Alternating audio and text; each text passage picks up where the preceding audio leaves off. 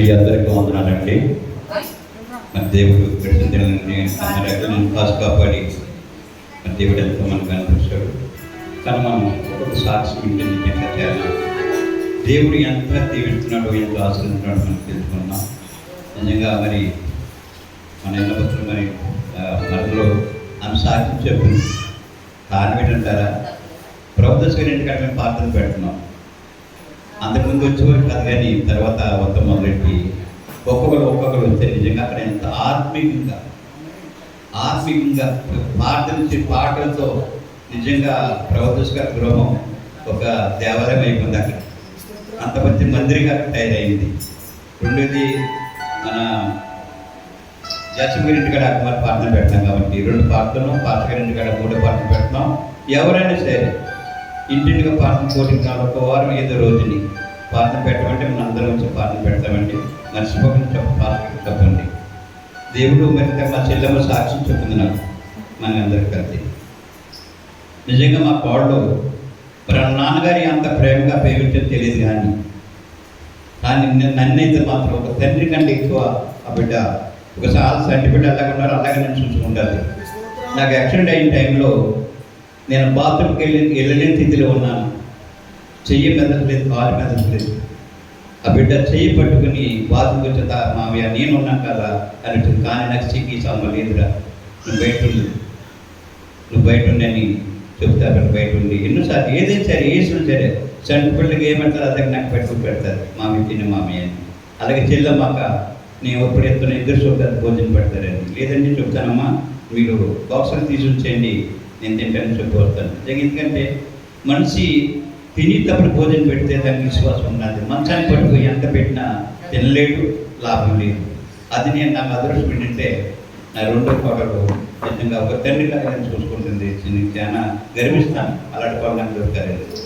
ఎందుకంటే నేను దేవుడు మరి నా కుటుంబం నాకు జీవించారు, ఆచరించాడు, రక్షణ పొందారు. కానీ దేవుడి దగ్గర మోకరిస్తున్నాను. చాలా 3 అబ్బాయిలు బయట ఉన్నారు, 2 అమ్మాయిలు మరి ఒక నగరం అక్కడ దిగిన ఉన్నారు. కానీ వేరే బొమ్మలు మొక్కలేదు. కానీ వాళ్ళకి మరి ఎందుకు ఎన్నో పాపం చేస్తున్నాను, మీరే పాపం చేసి నా కుటుంబాలను ఉంచుతుందని తన పాట పాడుకుని మరి సమయం పోతున్నామంటే నేనేమై ఉన్నాను, నీ దైవని నేను పాడుతున్నాను.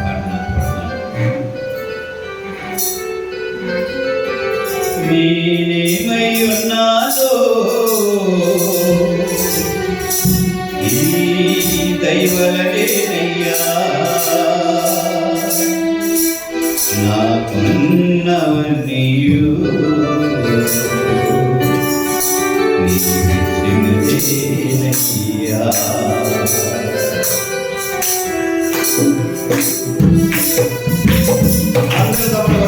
హల్లెలూయా, హల్లెలూయా.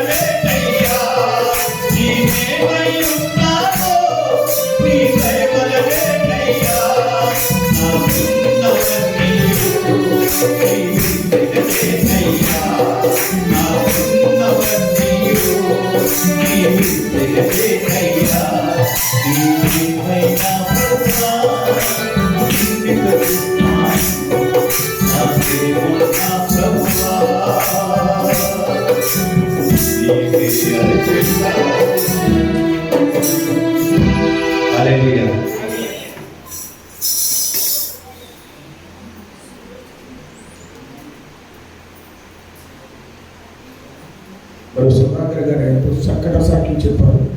మరి రెండో కూడా లక్షల గారు మరి మరి ఆయన ఎంతో ప్రేమగా చూస్తే ఈరోజు కోడలు ఎవరైనా ఎలా చూసుకుంటారండి? మా అక్కర్లే ఎవరు చూసుకోవట్లేదు, మరి కుమార్తెలే చూసుకోవట్లేదు. కానీ మరి అమ్మాయి అంత ప్రేమగా ఆయనగా ఈయన కూడా అప్పుడు మరి కోడలు ఎంతో చక్కగా ప్రేమగా చూసుకుంటారు కాబట్టి ఆయన కూడా చక్కగా ప్రేమగా చూసుకుంటారు. అన్ని విషయాలు మరి ఆయన మరి మన అమ్మ కూడా మరి